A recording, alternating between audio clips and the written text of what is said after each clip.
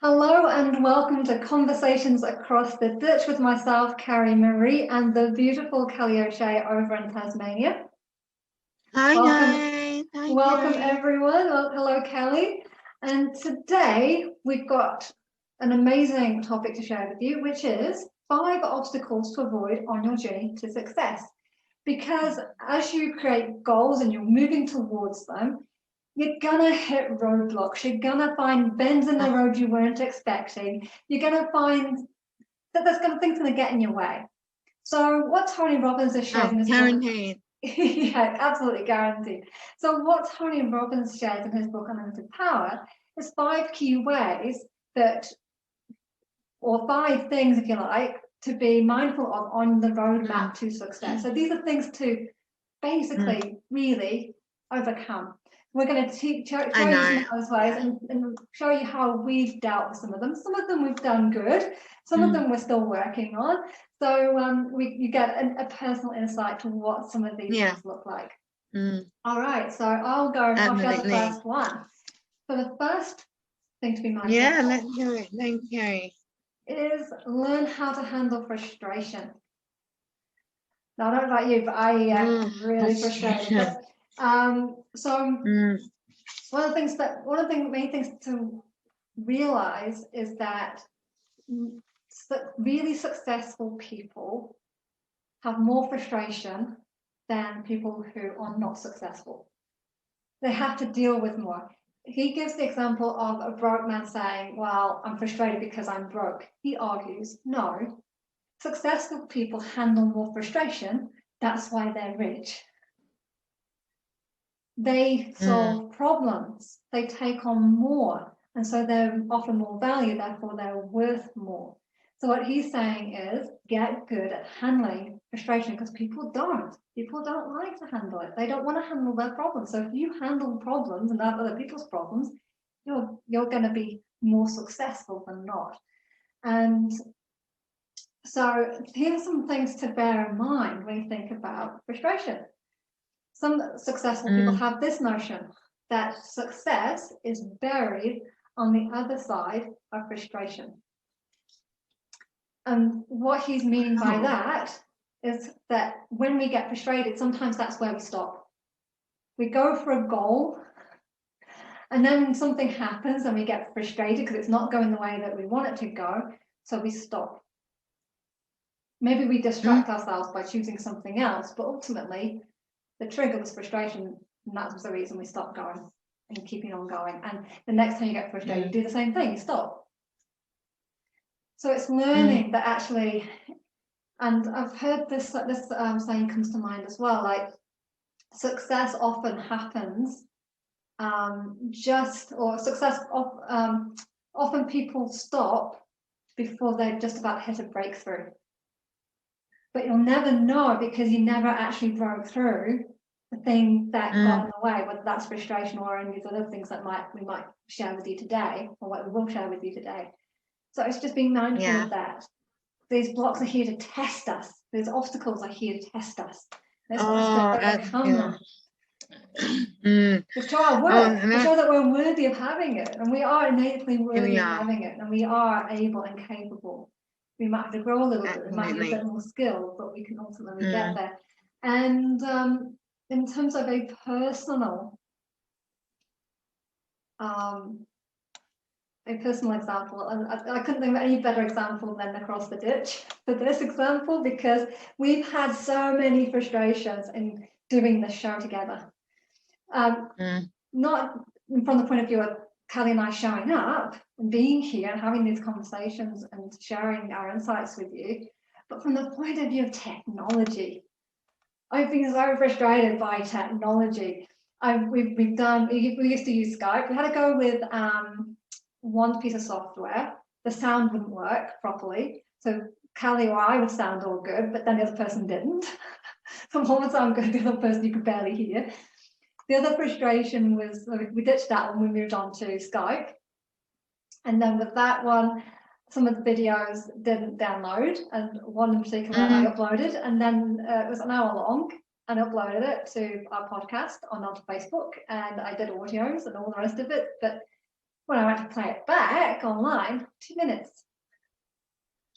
But the actual file was an hour long. And you know, any of these stages, and there's been times I felt like saying, you know what, stuff it.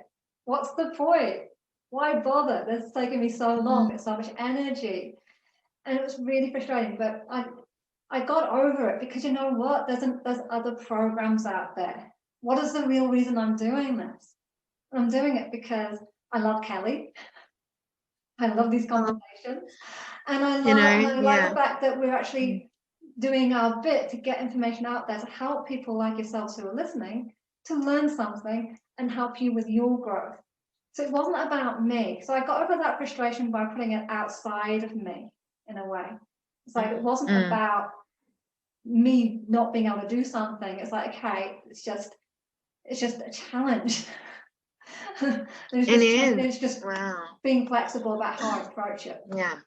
Yeah.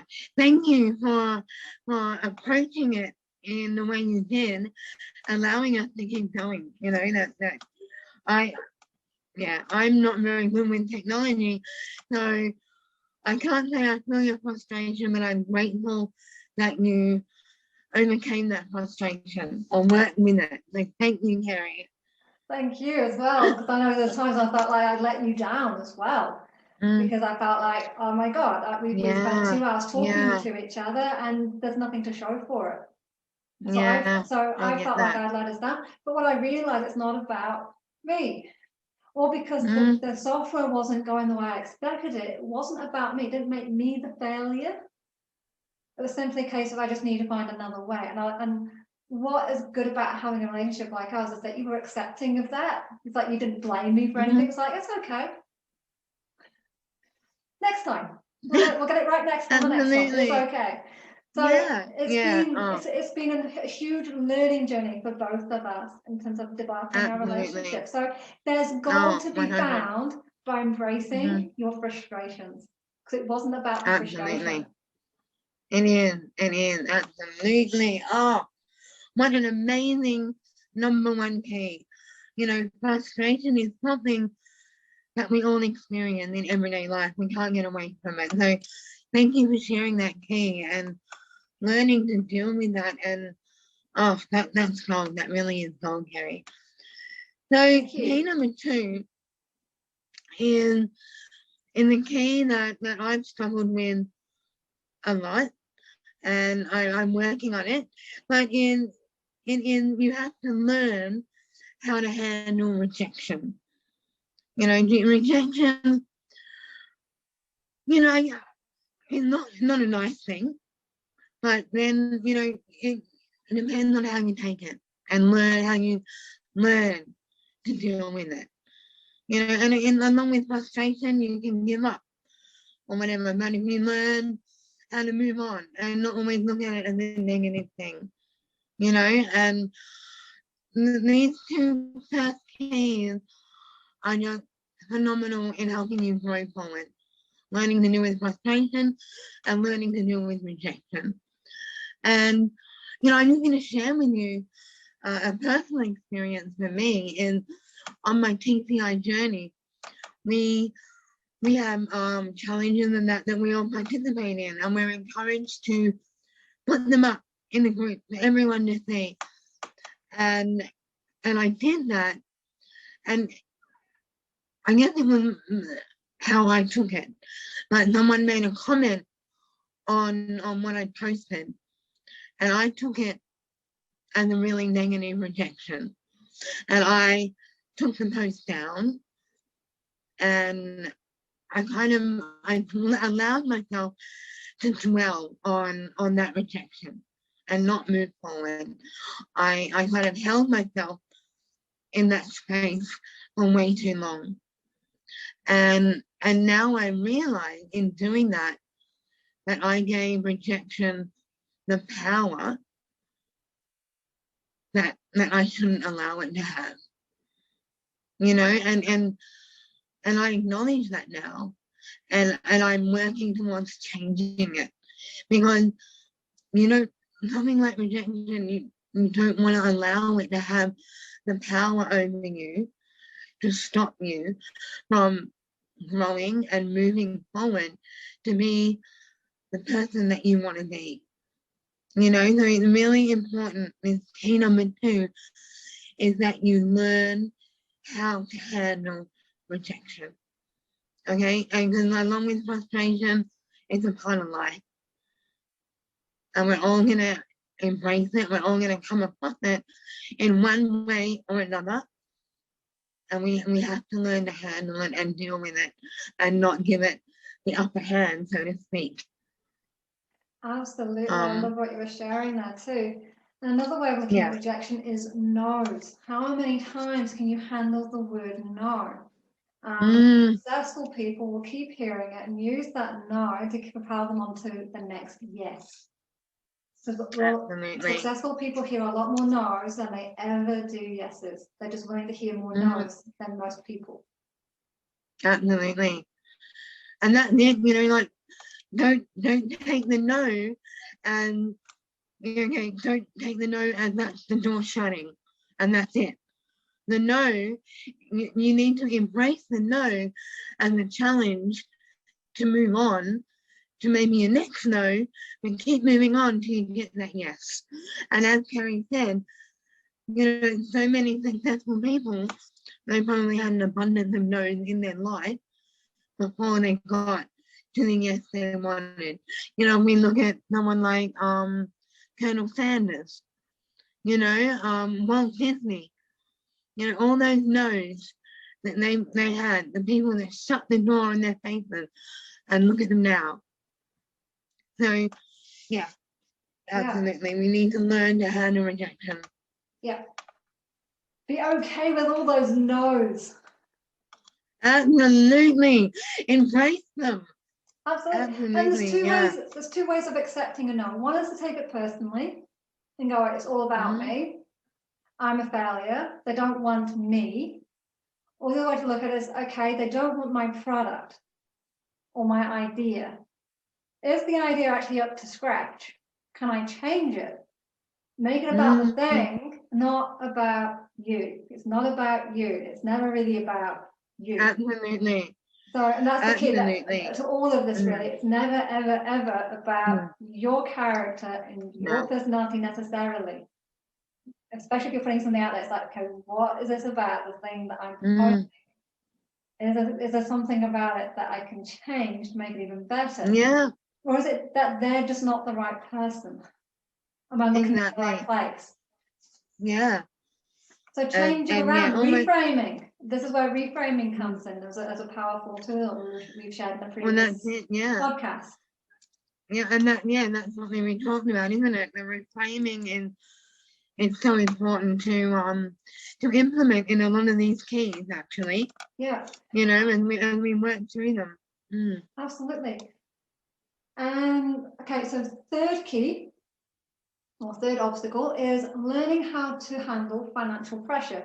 Now, I love this. Tony says, well, if you have zero finances, you have zero financial pressure. So it doesn't matter if you have little money or a lot of money, you're going to have financial pressure. So if you have some cash in your pocket, there's financial pressure there, which is a good space to be, because not having any money is probably not where you want to be at all.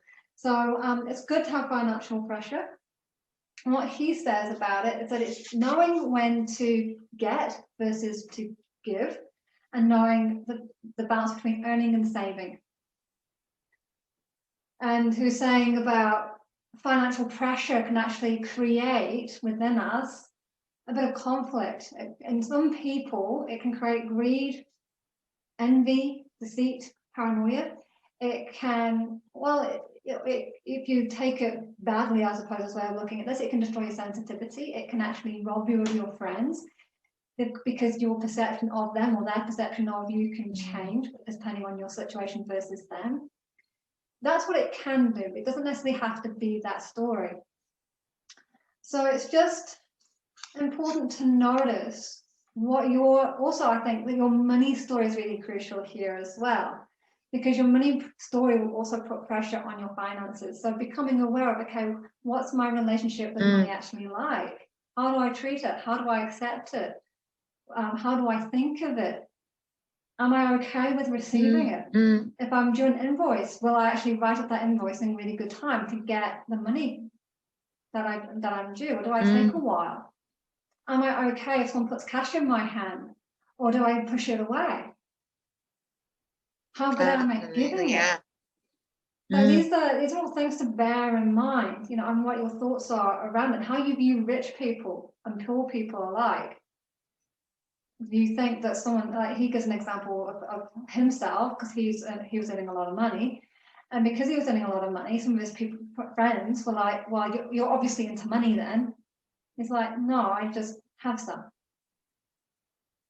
It's completely different, but they wouldn't see it that way. He didn't see it that way. He saw that he was actually giving value, and he was receiving the appropriate appreciation energy in the form of money. So he has them. He doesn't get it because he's into money. He got it because of the value he was putting out into the world. Different. Which is really interesting. Wow. Yeah, I've never looked at it like that. Yeah. Thank you. That's interesting, that one. Yeah, so it gives an idea of how you can manage your money as well. And I've heard different versions of this. I personally use an example by T. Harv Eker, and I'll share that as well. So Tony recommends that you take your earnings for whatever you've got for that week, month, however often you get paid, give 10% away of all your earnings, give 10% away. And the reason for that is it feels good to know that you're contributing. It's giving back. It's giving back, it's putting back out into the jar so that you can receive more. As crazy as that might sound if you don't have much, believe me, it works. I've been doing this now, and even when I was living on income support, I still gave away 10% of what I had because it felt good. I gave into community projects and all sorts of stuff. But I did make sure, and if I couldn't afford that, I'd give them at least a little bit, whatever it was. If it was like $10 a month, I'd put something in that jar. So 10% give away. Do not, and you start this today. Don't wait when you've got lots of money. You do this now with whatever you have. It means you only put $1 in. Do it. 10% if you've got debts, you put 10% of the rest of your remaining income into reducing your debt. Then you want to put another 10% into capital to invest. So you build up that jar, so you've got money to actually put in something to grow. And then you want 70% to live on. And that's a good place to start if you're not earning a whole lot. Then you've got, at least you're putting some money aside, you're reducing your debt, and you're giving some away in way of contribution. If you have a little bit more, and I was doing this even when I wasn't earning a whole lot because it felt like it was really good to be able to see it all spread out. So if you can live quite, and I was living frugally as well. I'm very frugal with my necessities, so I could afford to do this in a way. So you put 10% to give away, 10% to reduce your debt, 10% to invest, 10% to play. So by play, it can be holidays, it can be massages, it can be things to treat yourself with, it can be things to go and spend time with your partner that perhaps you wouldn't ordinarily do. So if you're really strapped, it could be money for paying for the fuel to go for a walk somewhere. It can be something like that to do something a bit special. 10% on your education, because if you're not growing, you're dying. So you want to have some money that you can put into doing courses, for instance, something that stimulates your mind and the interest, and personal development is a really good place to put that. And then 50% is what you need to live on. But you adjust the numbers according to how much you need to live on. So if you need more than 50% because your earnings aren't that much, then adjust accordingly. You make sure you've got enough to live on, and then divide the rest up between those jars. Does that make sense? What do you think of that, Kelly? It does. It does. I'm listening, and I'm just like, wow. Wow. Yeah. I'm in my mind, you know, I'm thinking, okay, 10% there, 10% there, and it's like, okay, I can do this. I can do it. It's totally doable. In my bank accounts, I have actually, because at least in my accounts, I've actually got them split out. I've got like, I don't know how many accounts I've got in there now, but there's at least 6 of them, and I just divide whatever I've got coming in into those jars. So I keep my one that I've got my living expense in, and then just divide the rest into the others. And it works pretty well. It's nice to know and it when you've left it for a bit. well. I was like, oh, I can actually afford a massage if I want to.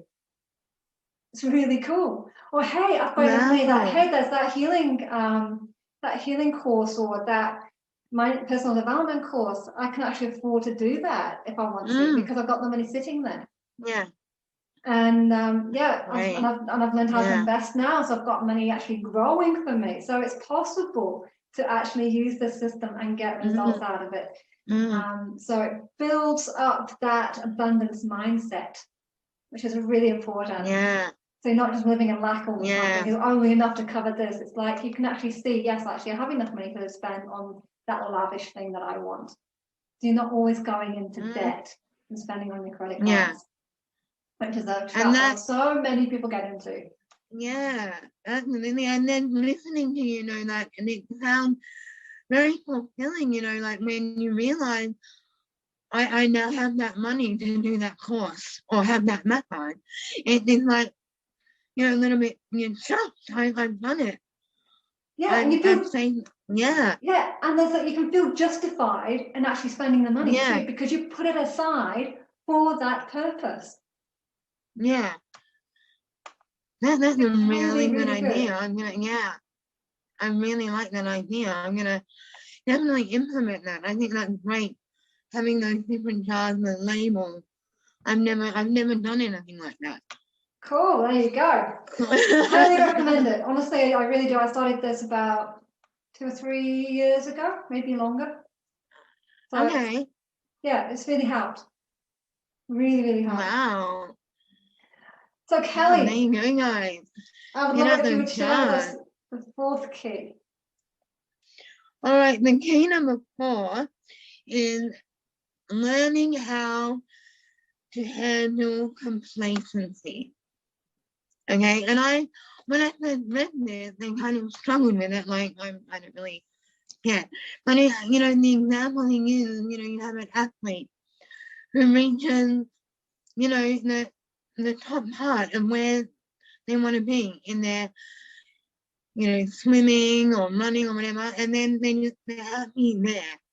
They stay there, you know, and it's like, well, I don't know, you know, there's no growth, there's no moving forward, you know, and I guess for me, you know, if I can share an example, you know, and when I talked about this with Carrie, she helped me expand on being able to handle my complacency. And I want to write a book. And I said, you know, like I want to write a book, you know, and that's my goal. I want to do that. And then, you know, I realized then, well, okay, I'm going to write a book. And what's going to happen when I get to that? Am I going to be happy there with a book? And that then Carrie shared with me and allowed me to expand that thinking into, I want to be an author, you know? So I'm moving on, I'm growing from each of those goals that I'm setting. And I'm expanding and I'm happy with that one, but I'm moving on to the next one, the next book. And so I'm using each book, if you like, as a springboard to continue my growth so that I don't stay in my comfort zone or my comfort with just writing a book. So thank you, Carrie, for helping me expand on that understanding of key number 4. Thank you for sharing as well, because I think too often we get stuck thinking, oh, I want that, and then stopping there. I mean, sometimes it's fair enough. Yeah. Sometimes we can get lazy, and I think that's really what complacency is all about. It's excuses to stay where you are, whether it's comfortable. And one of the other ones that he shared was comparison. So, like using Kelly's example, she would start comparing herself to, say, someone who's already done 2 or 3 books. She might go that, well, they've already done it, and it's not the same thing as mine. Why bother? And they can a lot better than me. No, who needs to hear my voice? You know, it's not about that. Really, the only I heard this quote that comes to mind: "Comparison is the thief of all joy." Mm, And so if you that's can it. really feel into that, comparison is the thief of all joy. The only person that we need to compare ourselves to is us. In ourselves. Who was I yesterday? Absolutely. How was I then? Yeah. Am I a better version of the person of yesterday? And if I am, great. And if I'm not quite up to par on that, what needs to change? What's not quite right? Is it just that I'm not feeling this good day? Have I got an illness happening today? What thoughts are coming up? How am I behaving differently to that? Absolutely. And it's just questioning, being open to, okay, how can I improve this? Without judgment. No excuse to judge yourself. It's just being honest with yourself and allowing yourself to question and be curious. And this is the big thing. Be curious about who you're being. Yeah. And I love the way, thank you for putting in there. It's not about judging yourself, but I like to look at it as about challenging yourself. And being aware, like Carrie said, who was I yesterday compared to who I am today? Have I grown? I have. Okay, so acknowledge yourself for that. And, you may not, it doesn't matter if you're not where you want to be, but you've changed. And that's the point, and be happy with that change and keep wanting to move forward and make it even better each time. Absolutely. And celebrate that. Yeah, definitely. And just to come back to, if you aren't the same as you were yesterday, you feel like you've gone backwards, just look at, okay, well, how can I do this better? Is it that I'm sitting in this emotion, I need to process it? And be okay with where you're at. Just acknowledge yourself, Absolutely. be gentle with yourself, but still keep in mind that you're not stuck. It's never forever. Whatever you're experiencing, whether it's an emotion, a thought, a state, it's never forever. You've got tools.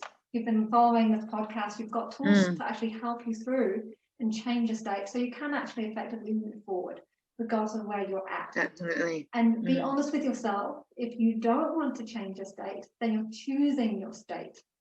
You're choosing to follow it. And that's okay too. Just be honest with yourself and acknowledge that that's what you're doing. I'll put my hand up. I do this all the time. Sometimes it's like, I feel like crap. Absolutely. And I know that I can change this. And I don't want to. I really just want to wallow in this muck right now. And being okay with that. I think that's the key there as well. Being okay with it and not judging yourself if you haven't been able to move forward. Just start thinking, like Carrie said, about, well, what's going on with that thought? What's happening there that I can change? Because like Carrie said, these keys and these things that we've been learning are all things that you can implement to make that change. You've got it within you. We've all got it within us. We have to make that first step though. No one can do it for us. And that is definitely one of the things that I am completely blessed being on this journey and learning all this alongside with you, Carrie, in talking about these things that I struggle with, and sharing with you my honesty in the fact that I struggle with rejection. I struggle sometimes with complacency, and just being able to say that is a weight lifted off my shoulders. I've got two. So it's so true, you do. I know. Just be gentle with yourself and just be honest with yourself. We can be our own worst judges when we judge ourselves. And that's just definitely something that both Carrie and I really want to emphasize with everyone that listens, everyone that's in our group. Just be gentle with yourself, but always move forward. Always aim to move forward. Absolutely. Beautiful. Yeah, well said, Kelly. Yeah, definitely. Love what you're sharing that. And I just want to actually acknowledge you as well for your vulnerability and the way that you are so raw and vulnerable in our conversations as well as in here in this space as well. And it's really good, I think, to let people see that we're not perfect. We're all human. We all make mistakes, and that we are all learning. We're all learning. And our successes are just as important as our failures, ultimately, because the failures are what's going to get us towards the successes. Absolutely. And, you know, like talking about the failures, I think it's important to recognize them and you know, okay, and a way not to do something again. You know, I know I brought it up and I'm gonna have to bring it up again in that amazing Thomas Edison, the light bulb. You know, 999 times that amazing man, you know, failed to do the light bulb. You know, and then he was challenged when he was trying his last attempt, and they're like, "What, you're gonna fail, you know, another time?" And he's like, "No, I've created 999 ways not to do it." Yeah. And that just made me smile. You know, if you look at it that way, it's not failing. You've found a way not to do it again. And I love that so much. Absolutely. And bringing that back, he could have taken each failure as a rejection. Absolutely. And thank goodness he didn't. Where would we be now? I know, for starters, you won't be able to see my face because I've got lights on right now. Oh, that's it. Thank you, Thomas. There's a lot. Absolutely. You can still see me. So if it's okay, Kelly, should we move on to the final obstacle to avoid? This is, number 5 is an amazing one. I love it. It is. It's about always giving more than you expect to receive. And the reason you want to do that is because it gives you fulfillment. And it's all about giving before you get. Too often we want to get before we give. We're waiting for for the other person to make the move. I gave, so now I'm waiting for them to give to me. It doesn't make for a happy relationship, whether you're at work, whether it's your personal, intimate relationship, wherever it is in the world that you're applying that to, it doesn't make for a happy place. So what he's basically saying is sow before you reap. You want a good relationship? Well, act like you were in a good relationship, and that person is going to give you back the fruit of the seed that you sow. So if you're sowing seeds of love, well, they can only give you love back, can't they? And if they're throwing back at you something completely different, well, maybe you sowed the wrong seed, or that you put it in the wrong ground or something. But it's unlikely that really you're going to get seeds of fruit of hate back at you if you're sowing seeds of love. So start with that. Now, I want to share with you, from my point of view, that when I first came across this concept, I was like, how? How do I do this when I feel so depleted? I don't feel like I have anything to give emotionally, time-wise, energy-wise, money-wise. I felt like, how can I give of myself? And what I realized was actually the first thing I had to give to was me. And be okay with that. But actually, I had to give me the space and time and energy and love before I could have enough to put it out there, before I had enough to do things like this. With Kelly, where we give a lot. We give a lot of our time, our energy. We produce workbooks, and we're talking about doing workshops. It's like, well, when I first heard that concept, no way would I have been thinking like that. I don't have enough to give for that. But now it's like, this is cool.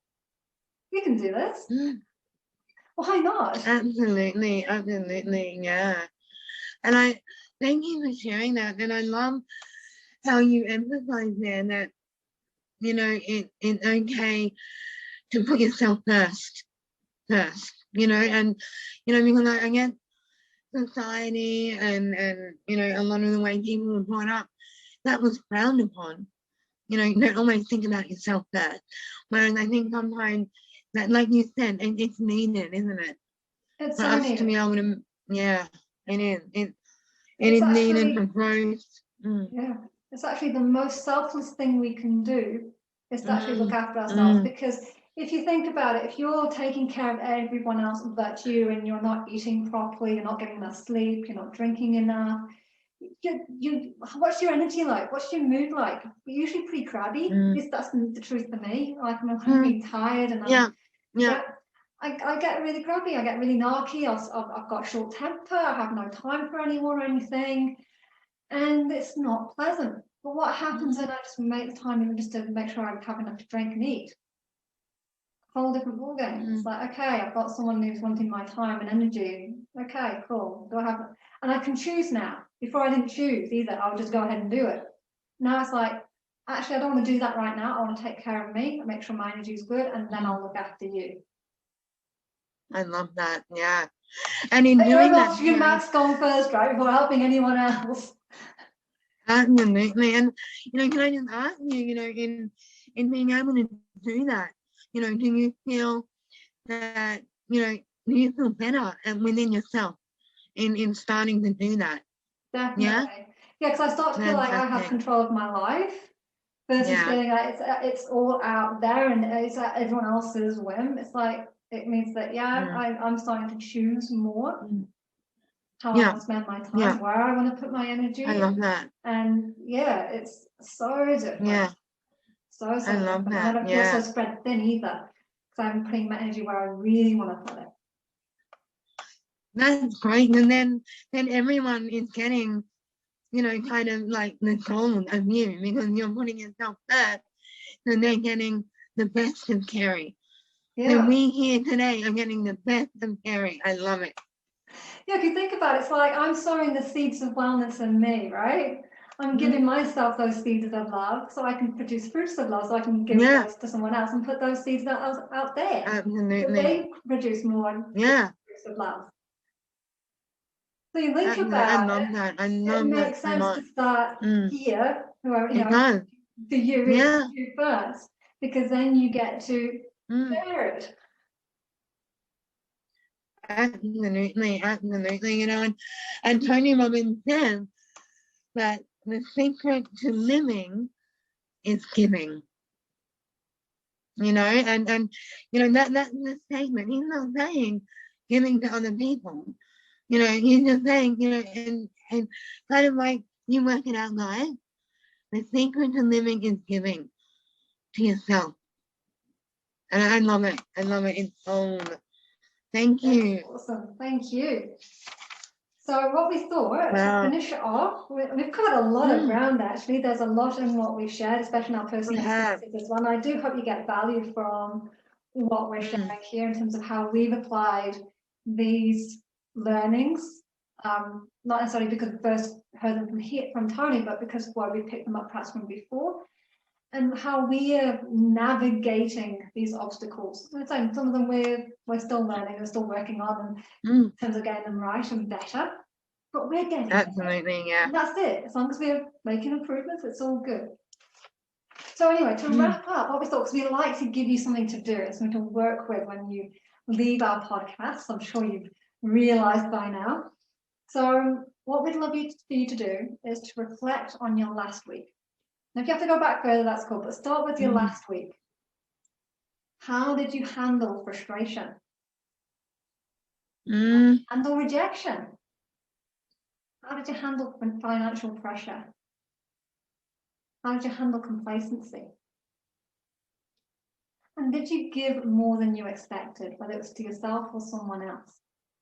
And just look at those things. Did you handle them well or not? And if you didn't handle them, regardless of whether you handled them well or not, how could you improve upon it? So you're always moving. You don't fall into complacency. So how could you improve on it if you did well or not? How can you improve on it? So you're constantly growing and moving forward. I love that.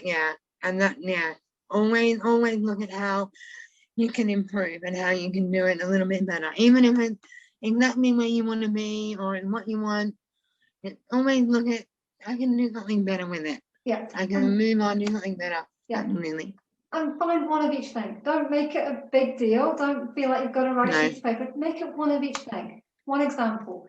You could do something different. Absolutely. Yeah, and just reflect on that. And I think that's the challenge. That's the real challenge. Yeah. I think so. And we'd love to hear how you go with it. So we'd love you to share it in the group. It's a free group that you can come and join, and we're in there. We're fairly active in it, so do join us. We have quite a few members, got 60 members in there already and growing all the time. So do come in, share your thoughts. The group is let me get this right, facebook.com/groups/empowering you book club. And we'd love to see you in there. You get access to the podcast videos. We upload those as soon as they're done into the group, as soon as I can anyway, depending on technology. Like I was saying before about frustrations, right? Sometimes it doesn't happen as quickly as we'd like, but they do get posted before it goes up as an audio on the podcast page. So if you want to see our beautiful faces, and if you would like to be able to actually interact in the comments of the podcast itself, please join us in there. We answer questions. We respond to your comments, so we would look forward to seeing you in there. We have all sorts of resources as well. You'll get access to unlimited power audios that read by me every day, Monday to Friday. There's PDFs, there's beautiful posts by Kelly. What else, Kelly? We packed quite a lot in there. Looking at growing it the next one, I'm thinking.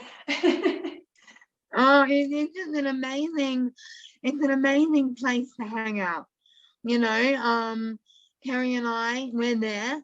You know, you can message us, you can put questions, and it's just a place to grow. You know, we're sharing these books. We are growing alongside you, and I'm loving the journey. I'm loving the journey so much.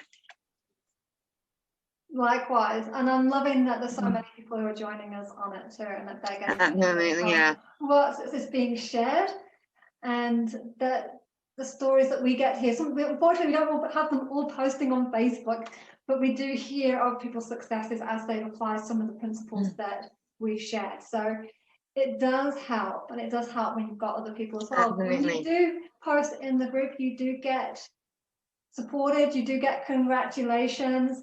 So it's worthwhile, because we all need that. Too often in our lives, we're too afraid to admit our wins. We're too afraid to admit our failures.